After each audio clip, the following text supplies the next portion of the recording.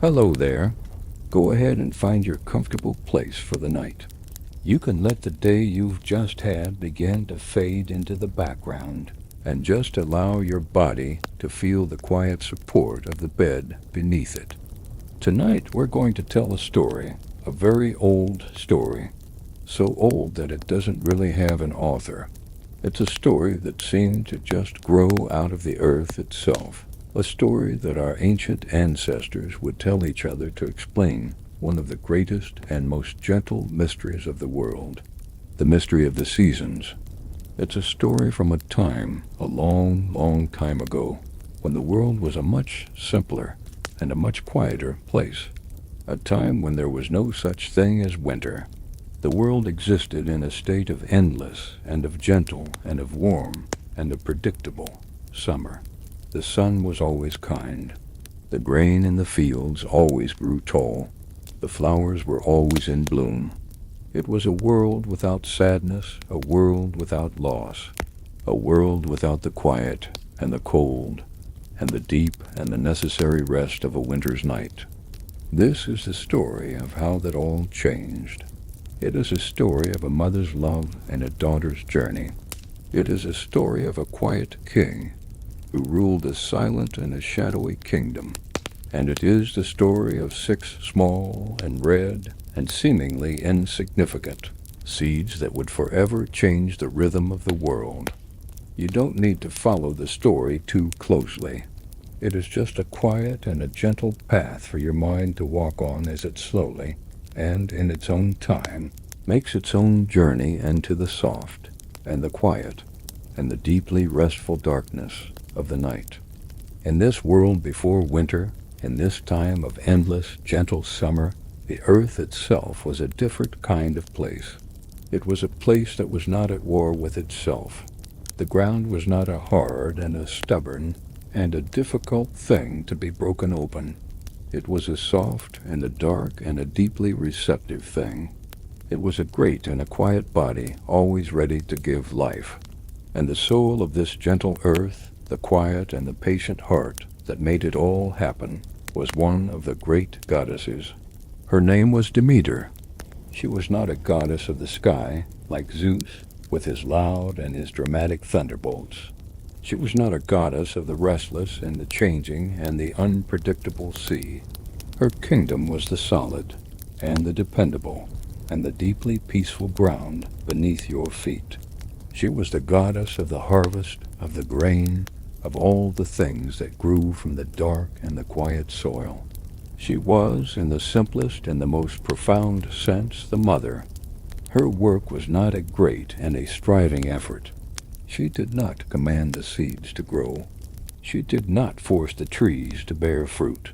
Her presence, her very being, was a kind of gentle and a constant invitation to life.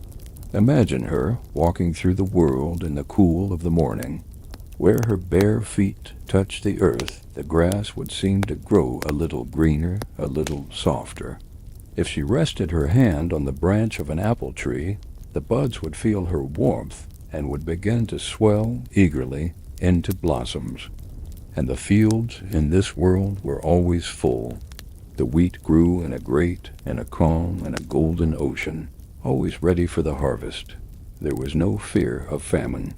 There was no anxiety about a coming frost. The great, slow, and gentle rhythm of her own contented heart was the rhythm of the entire world. Because she was at peace, the world was at peace. Her power was the power of patience. It was the deep and the quiet and the unshakable understanding that all things grow in their own time and that you cannot hurry them. She knew the secret language of the seed, the quiet promise that was held inside the hard outer shell. She knew the slow and the silent and the steady thirst of the roots as they drank from the deep and the dark places of the earth. She was the goddess of nourishment, the feeling of a warm piece of bread, the simple and the profound, and the deeply satisfying pleasure of a full belly, the quiet contentment of a world that knows it will not go hungry. All of this was her, and in this world that she tended, there was no sense of urgency. There was no struggle. There was just the slow and the gentle and the deeply peaceful unfolding of life, season after season, though in truth there was only one season. A long and a warm and a deeply peaceful summer of a world that was held in the steady and the loving and the completely untroubled hands of its mother. Now, Demeter, the great mother, the quiet and the steady heart of the world, was not alone in her work. She had a daughter, and if Demeter was the deep and the dark and the nourishing soil, then her daughter was the flower that grew from it. Her name was Persephone, and she was the goddess of the spring. She was not a creature of the shadows or of the deep and the serious earth, like her mother. She was a creature of the light. Her world was the great and the green and the sun-drenched meadows of the earth.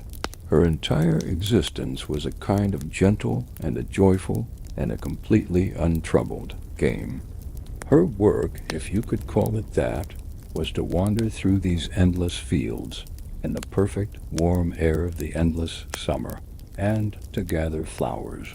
She would walk barefoot through the tall grass, the blades cool and soft against her ankles, and she would move not with a great and a driving purpose, but with a kind of gentle and a meandering and a happy aimlessness.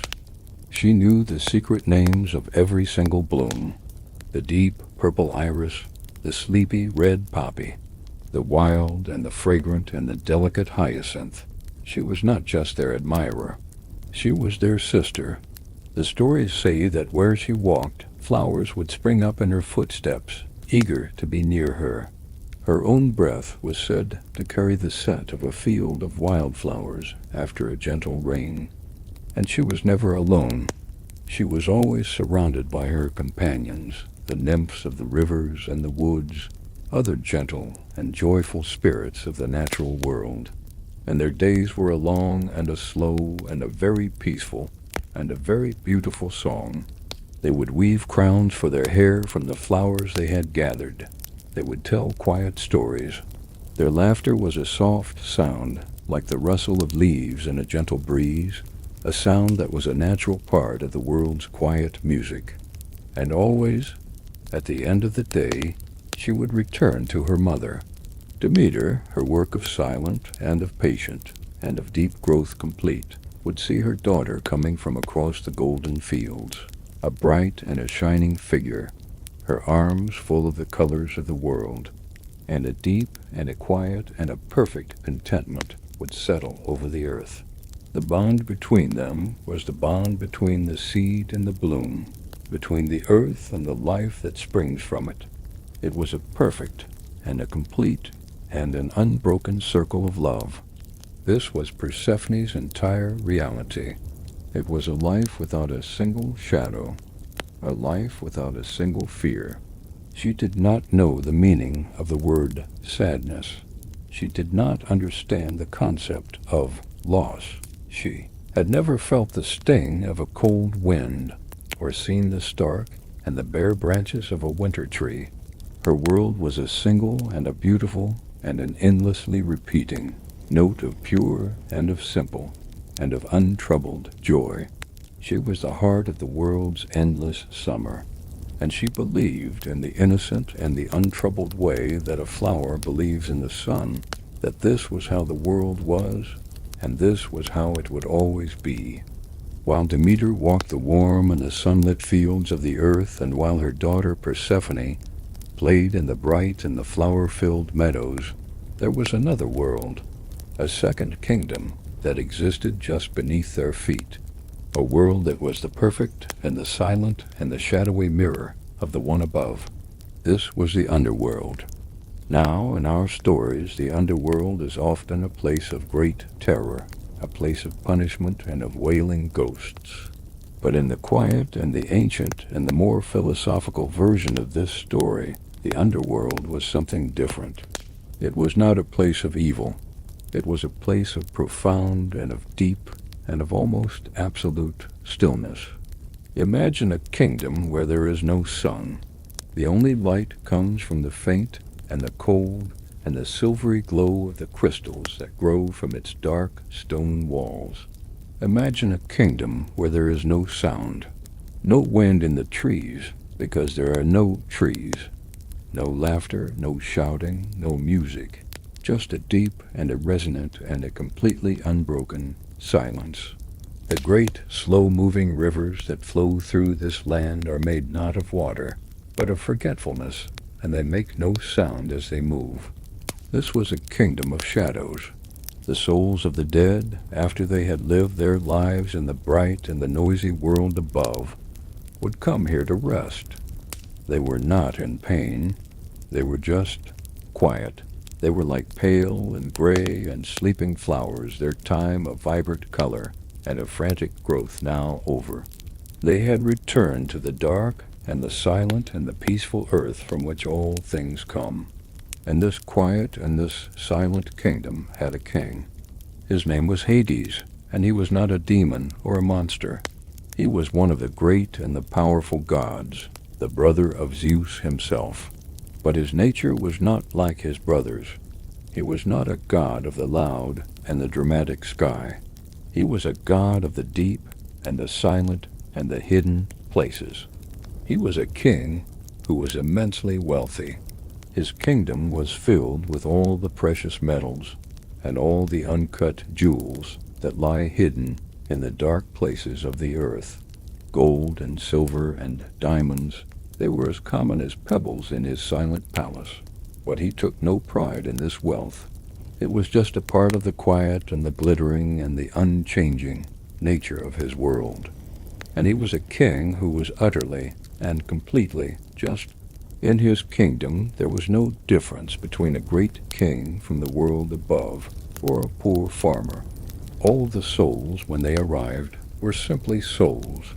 Their earthly status, their wealth, their power, it all just melted away, leaving only the simple and the quiet and the equalizing reality of their own being. But he was also a king who was profoundly and deeply and quietly lonely.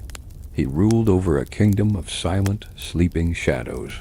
He sat on a great, dark throne in a vast and an echoing palace, and his only companion was the deep and the unbroken and the eternal silence of his own realm. His kingdom was perfectly ordered, perfectly peaceful, and perfectly and deeply and unendingly empty. And in the quiet and the still and the never-changing twilight of his own heart, a slow and a silent and a very deep longing began to grow. A longing for a companion, a longing for a queen, a longing for just one single living flower in his vast and his silent garden of shadows. And so we have our two worlds existing in a kind of perfect and a very fragile and a completely separate balance. Above there is the bright and the warm and the endlessly flowering world of Demeter and her daughter, a world of constant life and of vibrant, sunlit energy. And below there is the dark and the cool and the deeply silent world of Hades, a kingdom of quiet and of stillness and of peaceful and of unchanging shadow.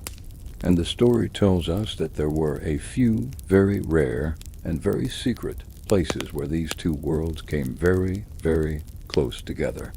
Places where the veil between the world of the living and the world of the dead was thin. A deep cave, a dark spring, a crack in the ancient rock of the earth. Now Hades, the quiet king, in his profound and his deep loneliness, knew of these places. And sometimes he would make the silent journey up from his dark kingdom, and he would watch, from the shadows of a hidden place, the bright and the beautiful world of the living. He would see the green grass and the blue sky and the warm, golden light of the sun. It was a world that he could see, but that he could never truly be a part of. And it was on one of these quiet journeys, as he watched from the edge of a deep and a shadowy wood, that he saw her. He saw Persephone. He saw the girl who was made of flowers, walking through a great green meadow with her companions. her laughter a soft and a beautiful sound that was completely unknown in his own silent kingdom. And as he looked at her, the deep and the quiet, and the ancient loneliness in his own heart ached in a way it never had before. She was the very opposite of his own world. She was all life and all warmth and all color, and a powerful and a desperate and a very quiet and a very deep desire was born in him. He knew that he had to have her. He had to have this one single living flower to be the queen of his silent and his shadowy world. But he was a wise and an ancient god, and he knew that he could not just appear in the meadow. He knew that he could not take her by force, not in the bright and the open and the sunlit world of her mother. He needed a lure. He needed a way to draw her away from her companions to a place where the veil between their two worlds was at its thinnest. And so he used his own deep and his own quiet power, a power that was connected to the hidden things that grow in the dark places of the earth. He called upon Gaia, the ancient spirit of the earth itself, and he asked her to create a flower unlike any that had ever been seen in the world before. And so, in the middle of this green and this beautiful meadow, in a quiet spot, right over a hidden crack in the very foundation of the world, a single and a miraculous flower began to grow. It was a narcissus, but it was not a normal narcissus. This one had 100 blossoms growing from a single root. Its scent was so beautiful and so intoxicating that the stories say it made the entire sky and the whole of the earth and even the salt of the sea smile.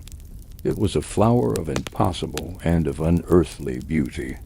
It was a perfect and a beautiful and a deeply and a profoundly irresistible trap. And it was waiting there in the quiet of the meadow, under the warm and the gentle and the completely unsuspecting sun. Persephone, in her gentle and her joyful and her completely untroubled way, was wandering through the great meadow, a little ahead of her companions. Her world was a simple and a beautiful tapestry of the green of the grass, the blue of the sky, and the 1,000 different colors of the flowers she loved. And then she saw it. In the middle of a field of ordinary and familiar blooms, she saw the one impossible flower, the narcissus that Hades had commanded the earth to grow. She stopped. Her companions, a little further behind, were still laughing and weaving their garlands, their attention caught by their own simple game. They did not see what she saw. Persephone was the goddess of the spring, the sister of all flowers. She knew every single one of them. But this one was a miracle. She had never seen anything like it. The 100 perfect white blossoms that grew from a single stem. The otherworldly and the beautiful and the deeply intoxicating scent that seemed to be calling directly to her. And in that moment, she forgot everything else. She forgot her friends. She forgot her mother. She forgot the passing of time. Her entire world, all of her gentle and her curious and her joyful attention, became focused on this one single beautiful thing. And slowly, with a sense of wonder and of quiet reverence, she began to walk toward it. She was no longer a part of the group. She was on her own, small and a very private and a very quiet journey. She reached the flower and she knelt down in the soft grass. She looked at its perfect white petals. She breathed in its strange and its beautiful and its deeply hypnotic scent. It was a scent that seemed to speak of a different kind of world, a world that was not bright and not sunny, but was quiet and cool and deep and full of a strange and a glittering and a very peaceful kind of darkness. And without thinking, with an instinct that came from her deep love of all things that grow, she reached out her 2 small white hands, and she took hold of the flower's stem, intending to gently pluck it from the earth. And the moment her fingers touched it, the world changed. There was no great and terrible sound. There was no violent earthquake. It was much quieter, And much stranger than that, the ground beneath the flower just opened. A dark and a silent and a perfectly straight crack appeared in the green earth. And from this crack there came not a sound of fire or of chaos, but a deep and a profound and a very quiet and a very cold and a very ancient silence.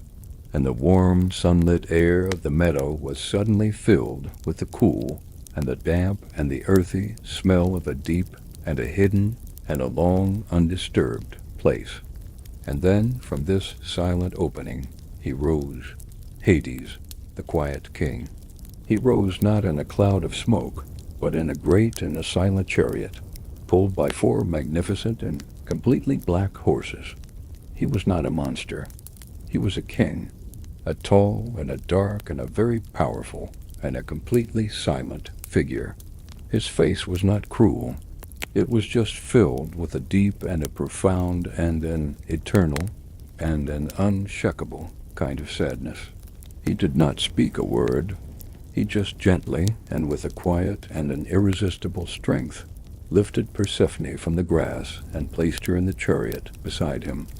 And in that one single shocking moment of cold and of darkness, Persephone, the girl who had never known fear, finally found her voice. And she let out one single and a very loud and a very desperate cry, a cry that carried her mother's name, Demeter. And that cry, full of all the surprise and all the fear of a world being turned completely upside down, echoed across the great, green and sunlit meadow. But her companions, her friends, they were too far away, and they were too lost in their own happy games. They did not hear her. And the great gods in their distant home on Mount Olympus they heard, but they chose not to interfere. And then, just as quickly and as silently as it had appeared, the great black chariot turned, and with no sound at all, it descended back into the dark and the silent crack in the world. And the earth, just as quietly and as gently as it had opened, closed again, leaving no scar, no trace that anything had ever happened. The great green meadow was as it had been. The sun was still warm, the sky was still blue, the flowers were still blooming, but the girl who was made of flowers, the heart of the world's endless summer, was gone. The day began to turn.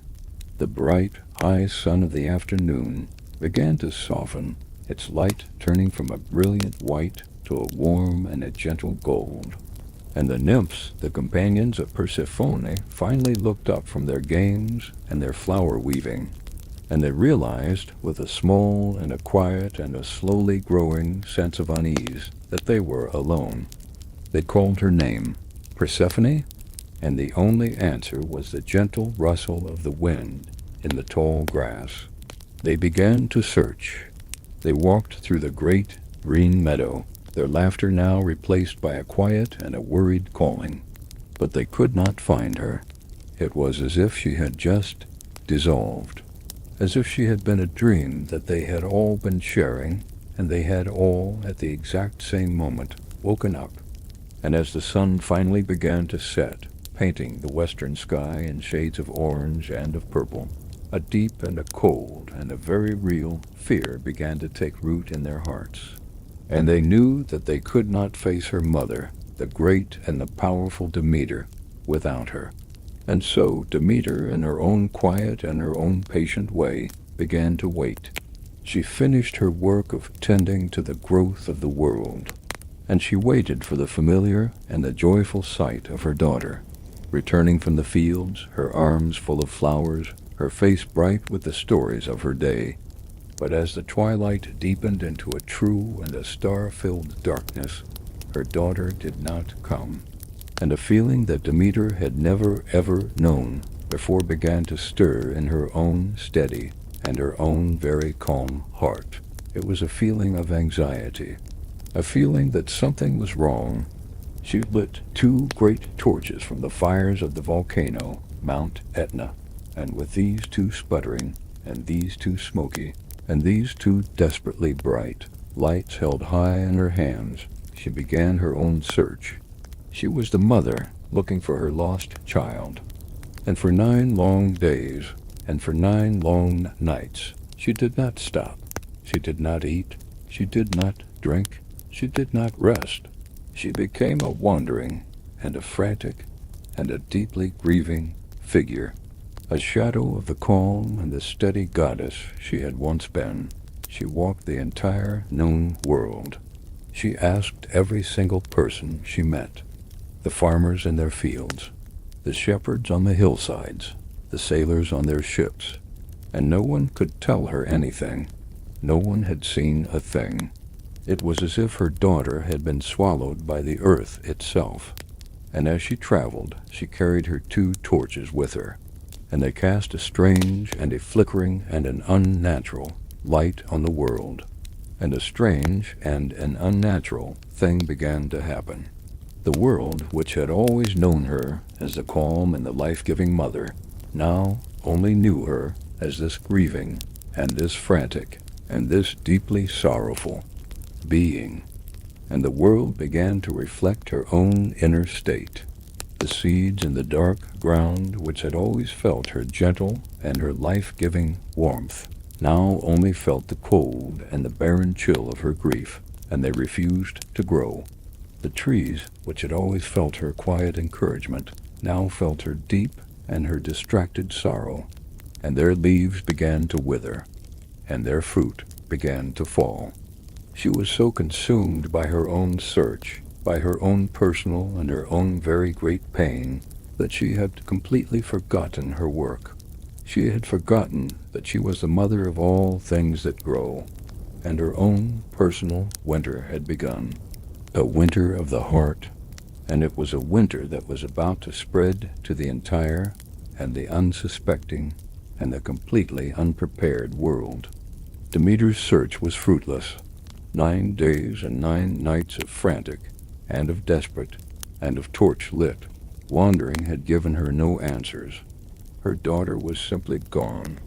And on the 10th morning, a new and a different and a much colder stage of her grief began. The frantic energy of the search was gone, and in its place there was just a vast and a hollow and a deeply and a profoundly empty ache. And so the great mother, the goddess of all growing things, did something that she had never done before. She stopped. She stopped her work. She stopped being the gentle and the patient and the life-giving heart of the world. She went into a kind of self-imposed exile from her own duties. She disguised herself as an old and a weary and a grieving mortal woman, and she just sat. She found a quiet place by a well, in the shade of an olive tree, and she sat there, wrapped in a dark cloak, her face a mask of a deep and an inconsolable sorrow. She had given so much life to the world, and the world had, in turn, taken the one life that mattered most to her. And so, in a quiet and a powerful, and a deeply and a profoundly passive way, she went on strike. And because she was not just a person, but a fundamental force of nature, her own inner state began to manifest in the world outside. At first, the change was very subtle. The world, which had been living in a state of endless, gentle summer, just began to feel a little tired. The vibrant, deep green of the leaves on the trees began to fade, just a little, to a paler and a more weary shade of green.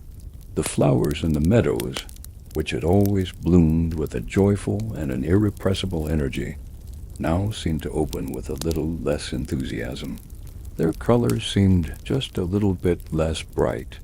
The air, which had always been warm and soft, now carried, in the evenings, a new and a strange and an unfamiliar hint of a chill. And then, as the days and the weeks went on, and as Demeter's grief did not lift, but only deepened, the changes in the world became more and more profound. The grain in the great golden fields, the very symbol of her power and her love, just stopped growing.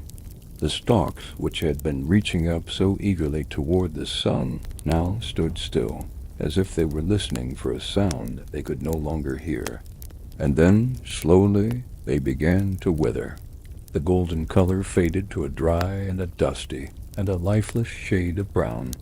The great and the patient and the life-giving work of the earth just ceased. Demeter and her grief had withdrawn her warmth, her nourishment, her gentle encouragement. And the seeds, now lying cold and lonely in the dark and the barren ground, refused to sprout. The soil, which had always been a soft and a receptive and a life-giving womb, now became a hard and a cold and a completely unresponsive tomb. The world began to enter a state that it had never, ever known before, a state of quiet and of slow and of creeping and of inevitable death. The birds grew quiet in the stark and the bare and the leafless branches of the trees. The rivers began to flow with a slow and a sluggish and a cold and a lazy energy. The age of the endless summer was over. The great and the quiet and the cold and the deeply and the profoundly sad grief of a single, heartbroken mother had become the grief of the entire world. And this was the first and the longest and the deepest winter the world had ever known. The world was now in the cold and the silent grip of this unnatural and this seemingly endless winter. The age of easy abundance was over, and the race of mortals, the humans who lived on the earth, began to feel a new and a terrible kind of fear, the fear of hunger. The fields were barren. The fruit trees were bare. The life-giving warmth of the great mother, Demeter, had completely withdrawn from the world, and a great and a terrible silence fell over the land. The sounds of the harvest, the laughter of the festivals, all of it was gone, and the gods in their high and distant home on Mount Olympus began to notice. The smoke from the mortals' sacrificial altars, the prayers of gratitude for a good harvest, all of it had ceased. The connection between the world of the gods and the world of men was broken. And Zeus, the great king of the gods, the one who ruled the sky, finally understood the depth of the crisis. He knew that Demeter's grief was not just a personal sorrow. It was a threat to the entire cosmic order. He knew that he had to do something, and so he began to send messengers. One by one, he sent the other gods and goddesses down to the earth to find Demeter, who was still sitting in her disguise as a sad old woman, mourning in a quiet town. First, he sent Iris, the goddess of the rainbow, with her beautiful and her colorful and her hopeful message. But Demeter would not listen. He sent the other great gods, one by one, bearing beautiful gifts and making great promises. But her heart was like a stone. She would not eat, she would not drink, and she would not return to her duties. She made one simple and an unwavering vow. She said that she would not allow a single green thing to grow on the face of the earth until she had seen her daughter, Persephone, with her own 2 eyes. And Zeus, in his high and his cloudy and his distant home, was now faced with a stalemate. His own power, the power of the thunderbolts and the sky, was useless against the deep and the silent and the incredibly powerful, passive resistance of the earth itself. And finally, he realized that there was only one being in the entire cosmos who might know the truth of what had happened. There was only one being who sees everything that happens in the world of light, and that was Helios, the god of the sun. And so a message was sent to the sun god, and Helios, in his golden chariot, which had been the silent witness to all the events of that fateful day, finally spoke. He came to Demeter, and he told her the truth. He told her of the strange and the beautiful and the impossible narcissus flower. He told her of the dark and the silent and the almost invisible crack that had opened in the earth. And he told her of the quiet and the shadowy king of the underworld, Hades, who had risen up in his black chariot and had taken her daughter, not as a victim, but as his chosen queen. And he told her one more thing. He told her that this had not been an act of random violence, He told her that her own brother, Zeus, the king of all the gods, had given his quiet and his secret permission for this to happen. He had, in essence, arranged the marriage. And when Demeter heard this, her deep and her quiet and her passive grief was suddenly transformed. It was ignited by a new and a hot and a fiery feeling, the feeling of betrayal. Her sorrow was now mixed with a deep and a powerful and a righteous and a very cold anger.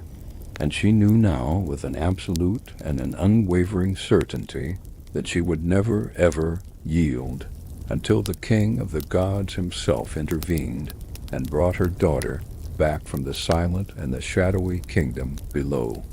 While her mother, Demeter, was wandering the earth, a storm of frantic grief and of fiery anger, Persephone was living a very different and a much, much quieter kind of life. Her old life, the one of bright and of sunlit and of flower-filled meadows, was now just a distant and a dream-like memory. Her new reality was the kingdom of the Underworld. When she had first arrived, dragged down into the darkness in that silent black chariot, she had been consumed by a profound and a very human terror. The shock of the sudden cold, the deep and the echoing silence, the sight of the pale and the whispering shades of the dead. It was a world so completely opposite to everything she had ever known that it felt like the end of all things. But Hades, the quiet and the solemn king, did not treat her like a prisoner. He treated her like a queen. He led her into his vast and his echoing and his strangely beautiful palace. The walls were not made of cold, damp stone. They were made of a dark and a polished and a glittering obsidian. The halls were lit not by torches, but by the faint and the cool and the silvery light of uncut diamonds that studded the ceilings like a galaxy of captured stars. There was no sound except for the quiet and the almost imperceptible rustle of her own gown as she walked. And he gave her a throne, a magnificent throne carved from a single vast piece of black and of polished and of deeply and of profoundly silent stone, right beside his own. And slowly, day by silent day, Persephone began to change. Her initial terror began to fade, and it was replaced by a kind of quiet and a very deep and a very strange and a very solemn kind of peace. She began to understand that this world was not a place of suffering. It was a place of stillness. The silent, shadowy souls of the dead were not in pain. They were just at rest. They were free from the frantic and the striving and the often very painful business of being alive. They had returned to the root, and she began to see a different kind of beauty in this silent land. Not the bright and the loud and the ever-changing beauty of the world above, but a much quieter and a much deeper and a much more permanent kind of beauty. The beauty of a perfectly formed crystal, the beauty of a slow and a silent and a forgetful river, the beauty of a deep and an unchanging and a completely and an utterly untroubled peace. And she began to know her husband, the quiet king. She saw that he was not a monster. He was a god of immense and of quiet and of very lonely power. He was the great and the solemn and the necessary anchor of the entire cosmos, the one who kept the dead from troubling the living. And in her presence, she saw the deep and the ancient and the profound loneliness in his heart begin to soften, just a little. She had been the goddess of the spring, the symbol of new life and of joyful and of innocent and of vibrant and of an almost childish energy. But here, in the quiet and the still and the solemn darkness of the underworld, she began to transform. She became a queen. She found a new kind of power within herself. Not the power of laughter and of flowers, but the power of silence and of stillness, and of a deep, and of a quiet, and of a very profound, and of a very compassionate kind of wisdom. She was no longer just the daughter of the earth. She was now also the queen of the dead, and she had, in her own strange and her own unexpected and her own very quiet way, found a second home. And so the two great and immovable forces of the cosmos were now locked in a silent and a deeply powerful and a very stubborn struggle. Above, in the world of light, Demeter, the great mother, sat in her cold and her angry grief, refusing to let a single green thing grow. And below, in the world of shadow, Hades, the quiet king, sat on his dark throne, refusing to give up his new and his beloved and his deeply calming queen. And in between these two, the world of mortals was slowly and quietly and inevitably beginning to starve. The earth was barren. The fields were dust. The great and the beautiful and the once endless cycle of life had come to a complete and a total standstill. And Zeus, the king of all the gods, sitting on his high throne on Mount Olympus, finally realized that he could no longer afford to be a silent and a distant observer. He had allowed this to happen, and now his own authority and the very survival of the human race was at stake. He had tried to reason with Demeter, and he had failed. He now knew that he had to send a message not to the mother, but to the king of the silent land. But who could make such a journey? Who could travel from the highest peaks of the sunlit world all the way down into the deepest and the darkest and the most silent corners of the underworld, and then return? There was only one being in the entire cosmos who had this unique and this special and this very difficult job. He was Hermes, the messenger god. Hermes was not a great and a fearsome warrior like Ares. He was not a solemn and a heavy god like Hades. He was the god of transitions, of boundaries, of the spaces in between.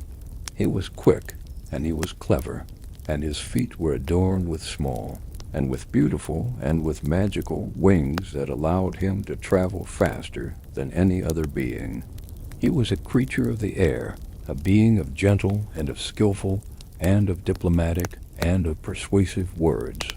And so Zeus called for him, and he gave him a very delicate and a very important and a very quiet mission. He was to travel down to the house of dust. He was to stand before the quiet king, Hades, and he was to deliver a message, a command from the king of all the gods. He was to tell Hades that the great and the cosmic order of the universe had been broken, and that he must, for the sake of the world and for the sake of the gods themselves, allow the beautiful Persephone to return to her mother in the world of light. And so Hermes began his journey. He flew with his winged sandals from the bright and the sunny peaks of Olympus, down, down, down through the layers of the world. He passed the world of men, now cold and silent under the grip of Demeter's grief, and he continued down into the deep and the dark and the hidden places of the earth. He crossed the great and the silent and the forgetful rivers of the underworld, not in a boat, but with his own quiet and his own effortless speed. He passed the silent and the whispering and the pale shades of the dead, who looked up at this small and this bright and this living spark of light in their dark world with a kind of quiet and a distant curiosity. And finally he arrived at the great and the dark and the silent and the strangely beautiful palace of the king. And he stood before the two thrones. He stood before Hades, the quiet and the solemn king, and his new and his equally quiet and his equally solemn queen, Persephone. And in a voice that was not a command, but a gentle and a reasonable and a very quiet and a very skillful appeal, Hermes delivered his message. Hermes, the gentle messenger, stood in the vast and the silent and the glittering obsidian hall of the palace of the underworld, and his voice, though quiet and respectful, was a sound of the living world, a sound of urgency and of change, in a kingdom that had known neither for an eternity. He delivered the message from Zeus, He spoke of the great and the terrible winter that had fallen upon the earth. He spoke of the barren fields, the dying trees, and the silent and the empty and the smokeless altars of the gods. He spoke of Demeter's cold and her unwavering and her world-ending grief. And he spoke the final command, that Persephone, the girl of flowers, must be allowed to return to the world of light, to bring the spring back with her. And as he spoke, a great and a profound and a very deep silence fell over the hall. Persephone, who had grown accustomed to this quiet and this solemn and this strangely peaceful life as a queen, felt a sudden and a sharp and a very confusing pang in her heart, a feeling that was a mixture of a sudden bright hope and a new and a strange and a very real kind of sadness. She had, in her own way, come to find a home in this still and silent land. But all eyes were on the king, Hades, the quiet and the solemn and the unreadable Lord of the dead. He sat on his great dark throne, and he listened to Hermes' words without a single flicker of emotion on his face.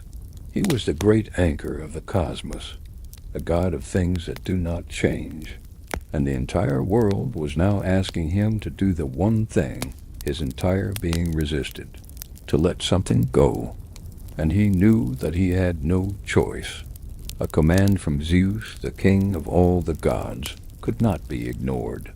To refuse would be to start a war that would shake the very foundations of the universe.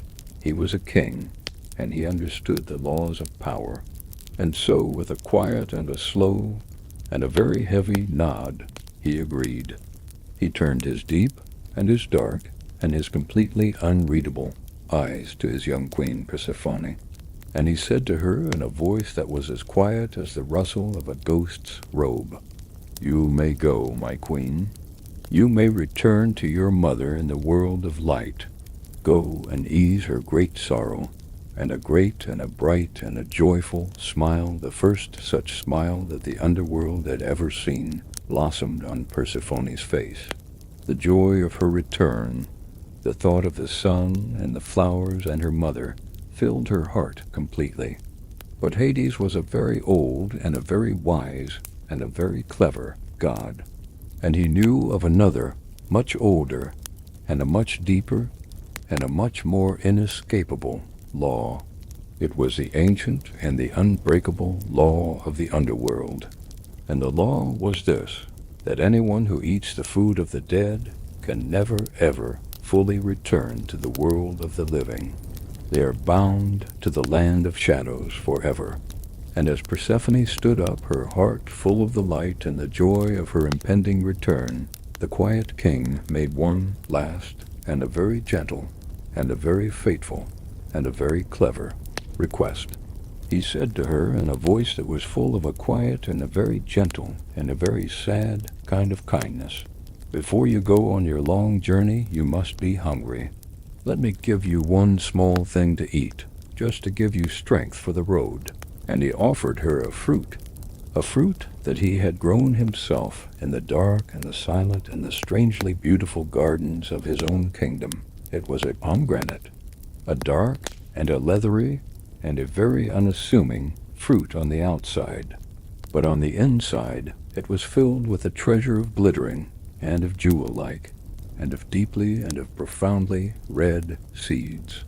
And Persephone, in her joy and in her innocence, and in her simple gratitude for his seeming kindness, and completely unaware of the ancient and the binding law of this silent land, took the fruit.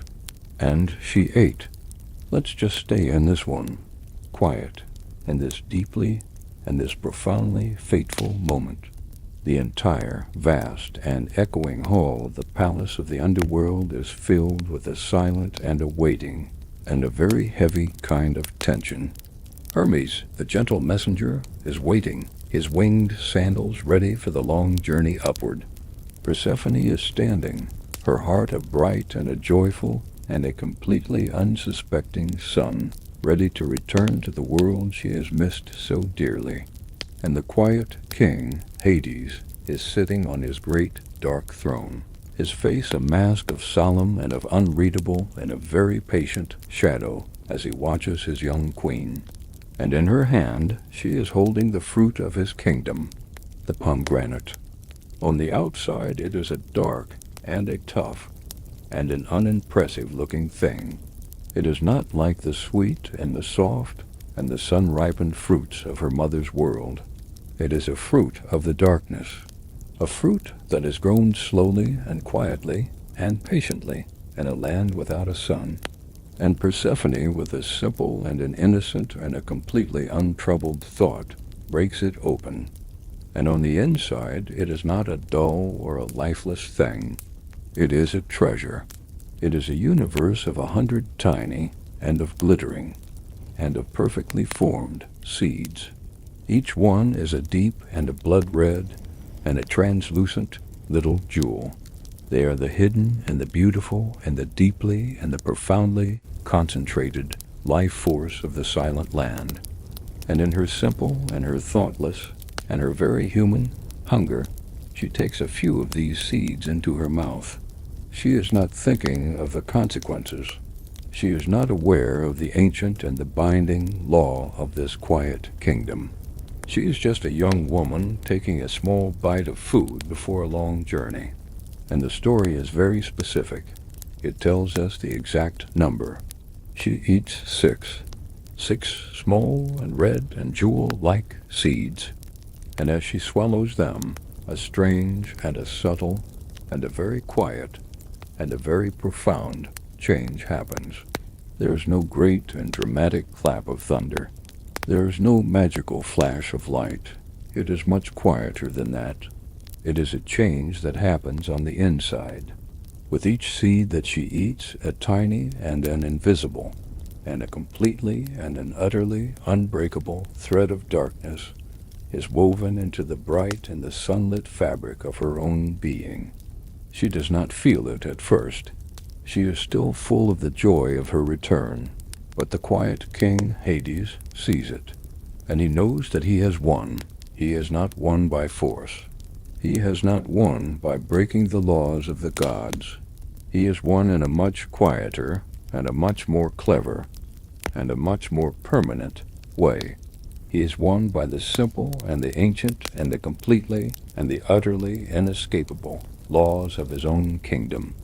He has not been able to keep all of her. The command of Zeus was too strong, but he knows now with a quiet and a solemn and a deeply and a profoundly satisfying certainty that he has not lost all of her either. She may be able to leave his kingdom, but she will never ever be completely free of it. A part of her soul, a part as real and as undeniable as the 6 small and red and powerful seeds that are now inside her, will belong to the world of shadow, and to its quiet and its patient and its very clever king forever. The taste of the underworld is now a part of her, and it is a taste that she will never be able to forget. The 6 small seeds had been eaten. The quiet and the irreversible and the deeply and the profoundly fateful act was complete, and a new and a subtle and a very quiet kind of understanding seemed to settle over the great obsidian hall. Hades, the silent king, had not broken the law of Zeus, but he had successfully and irrevocably enforced the even older law of his own kingdom. And Hermes, the gentle messenger, the god of boundaries and of transitions, understood that a new kind of arrangement, a new kind of cosmic balance, had just been quietly and cleverly and permanently forged. And so the time had come. Hades rose from his great dark throne. He went to his stable, and he brought forth his magnificent and his silent and his completely black chariot. He did not say a word of grand farewell. There were no dramatic speeches. There was only a quiet and a solemn and a deeply and a profoundly understanding look that passed between the king of the underworld and his young queen. A look that acknowledged that this was not a final goodbye. Persephone, her heart now a strange and a beautiful and a deeply and a profoundly confusing mixture of bright, sunlit joy and a new and a quiet and a dark and a solemn kind of wisdom, took her seat in the chariot. And Hermes, his own task now complete, stood beside her, his winged sandals ready to guide them on the long and the difficult journey upward. And with a silent command from the king, the great black horses turned, and they began to pull the chariot away from the glittering and the silent and the strangely beautiful palace, and toward the path that led back to the world of the living. And the journey upward was the slow and the gentle and the deeply and the profoundly atmospheric reverse of the journey that had brought her down. First they passed through the vast and the silent and the echoing fields of his kingdom. They saw the pale and the whispering and the deeply and the profoundly peaceful shades of the dead, who looked up at their departing queen with their calm and their empathy and their completely and utterly untroubled eyes. Then they came to the great and the silent and the slow-moving rivers. They crossed the river of woe and the river of wailing, and the great and the dark and the deeply and the profoundly forgetful river Lethe. And Persephone looked down at its dark and its silent and its gently and its deeply flowing waters, and she felt a small and a quiet and a very gentle pang of sadness for the beautiful and the solemn and the strangely peaceful kingdom she was leaving behind. And then they began to climb. They entered the long and the dark and the upward sloping and the deeply and the profoundly silent tunnel that was the secret passageway back to the world of light. It was a journey from the deep and the still and the unchanging center of the earth back toward the world of life and of change and of noise and of the sun. And as they traveled, a new and a strange and a very subtle change began to happen. The profound and the deep and the absolute silence of the underworld began to be replaced by a faint and a distant and a very gentle and a deeply and a profoundly hopeful sound. It was the sound of the wind, and the absolute and the cold and the glittering and the deeply and the profoundly ancient darkness began to soften. And far, far in the distance, at the very end of the long and the upward sloping tunnel, a small and a bright and a deeply and a profoundly warm and a deeply and a profoundly familiar and a deeply and a profoundly beautiful and a deeply and a profoundly welcoming pinpoint of golden light appeared. It was the sun. While her daughter, Persephone, was making that long and quiet journey upward from the dark heart of the world, Demeter was still lost in the winter of her own making.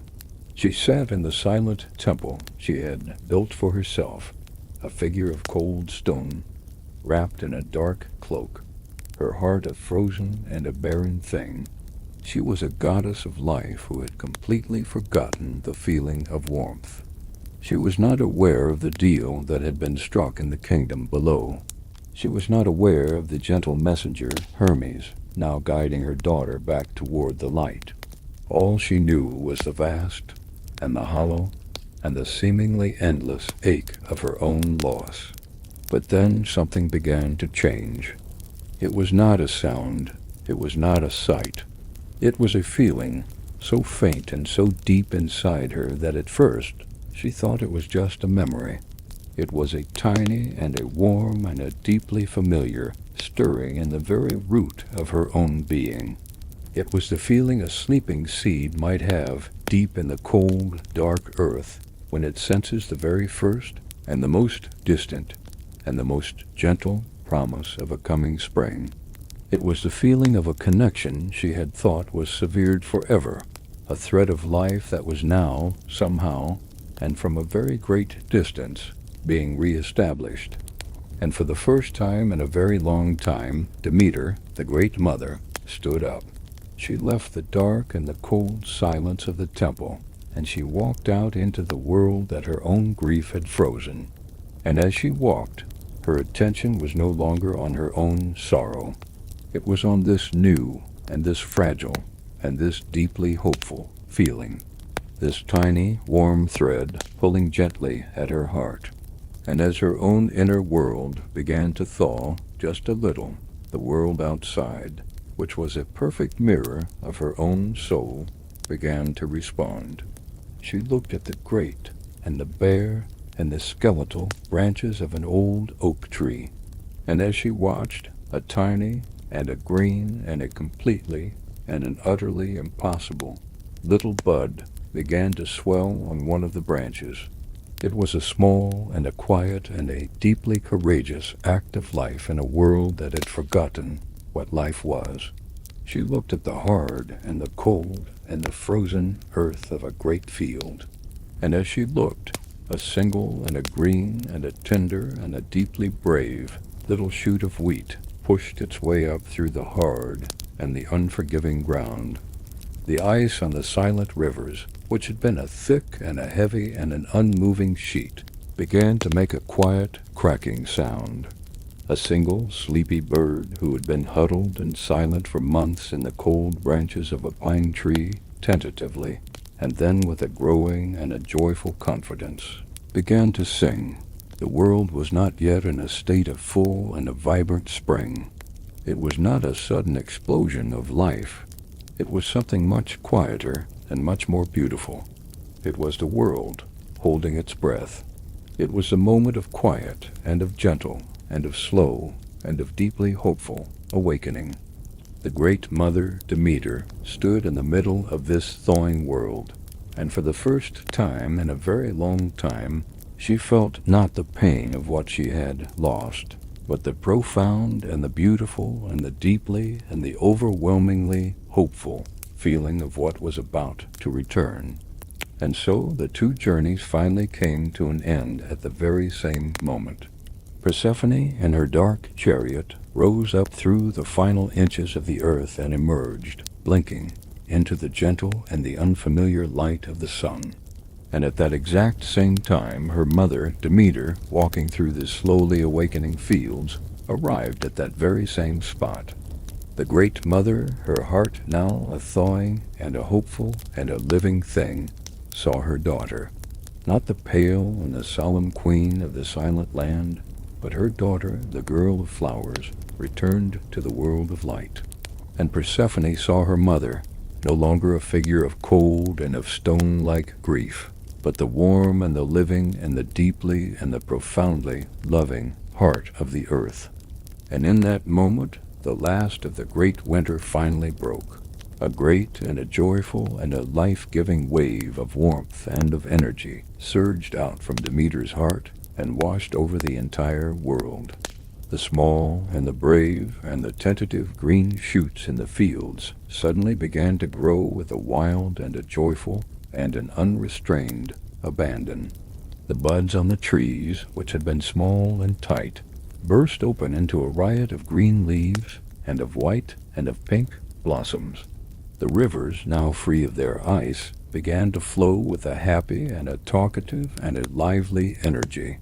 The air was filled with the scent of damp earth and of new flowers, and of the profound and the beautiful and the deeply and the overwhelmingly joyful return of life. The world had come back, and for a time everything was as it had been. Demeter and Persephone were reunited. They walked the great green meadows together, and the world was once again in a state of perfect and of beautiful and of sunlit and of unbroken summer. But the 6 small and red and jewel-like seeds of the pomegranate had been eaten. The ancient law of the underworld could not be broken, and a new and a permanent and a deeply and a profoundly wise and a deeply and a profoundly necessary rhythm had been woven into the fabric of the world. And so it was decreed by Zeus, the king of all the gods, how things would be from that day forward.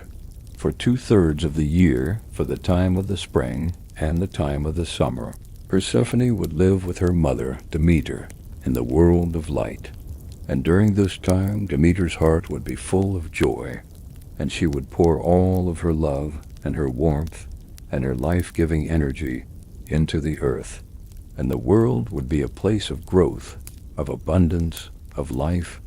But for the final third of the year, for the time of the autumn and the time of the winter, Persephone, the girl who was also now the solemn and the wise queen of the dead, had to honor the ancient law. She had to make the quiet and the peaceful journey back down to the silent and the still and the strangely beautiful kingdom of her husband, Hades. And during this time, her mother, Demeter, would once again feel the quiet and the familiar and the deeply and the profoundly melancholic ache of her daughter's absence. And her heart would grow quiet and still, and it would turn inward, and she would withdraw her warmth from the world. The leaves would turn to gold, and they would fall. The fields would become bare.